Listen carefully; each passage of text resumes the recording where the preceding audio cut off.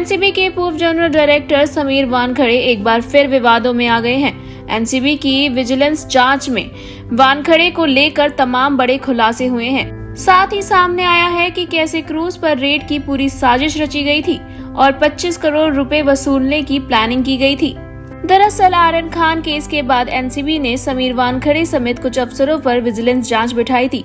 NCB की इस vigilance report के आधार पर सीबीआई ने समीर वानखड़े समेत एनसीबी के कुछ अफसरों पर एफआईआर दर्ज की है। खबरों की माने तो डिसूजा ने वानखड़े को लेकर तमाम बड़े खुलासे किए हैं। समवेल डिसूजा वैसे तो ड्रग सप्लायर था, उसे एनसीबी की समीर वानखड़े की टीम ने पकड़ा था। दावा किया जा रहा है कि उस दौरान समीर वानखड़े और उनके अंडर काम करने वाले एनसीबी के कुछ अफसरों ने 10 लाख रुपए की रिश्वत भी ली थी।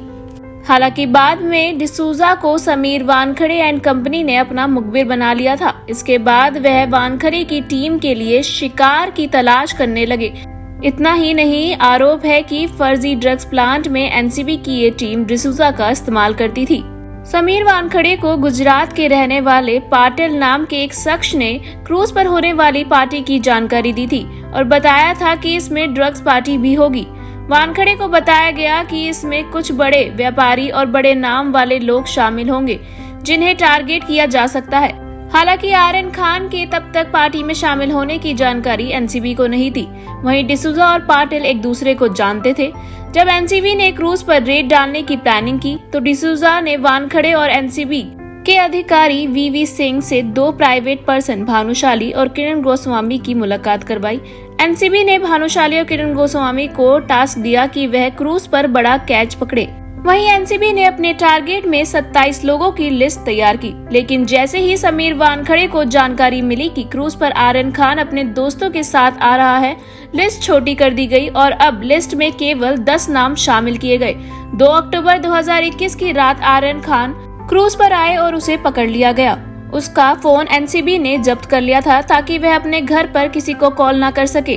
खबरों की माने तो आर्यन के साथ उनके 4 अन्य दोस्त भी क्रूज पर सवार थे, पर केवल अरवाज के पास ही चरस बरामद हुई, उसे पकड़ लिया गया। वेल, ड्रग्स तो आर्यन के बाकी तीनों दोस्त के पास से भी बरामद हुई थी, लेकिन उन्हें छोड़ दिया गया। केवल सेलेक्टिव टारगेट में आर्यन खान को शामिल किया गया। अरबाज ने अपने पहले बयान में साफ कहा था कि आर्यन के पास ड्रग्स नहीं थी, न ही उसने ड्रग्स ली थी, उसने हमें मना भी किया था। बाद में समीर वानखड़े के नेतृत्व में आर्यन खान के परिवार से वसूली की शुरुआत की गई। ये सब 2 से 3 अक्टूबर की रात में हुआ। आर्यन खान को बताया गया कि किरण गोस्वामी एनसीबी का अधिकारी है, जिसके चलते किरण गोस्वामी ने आर्यन खान का ऑडियो बनाया था। वहीं सूत्रों के मुताबिक आर्यन खान को छोड़ने के लिए 25 करोड़ मांगे गए, लेकिन मामला बाद में 18 करोड़ पर तय हुआ। वहीं 2 से 3 अक्टूबर की रात ही पूजा ददलानी और किरण गोस्वामी की मीटिंग हुई, जहां पूजा ने गोस्वामी को 50 लाख रुपए कैश दिए।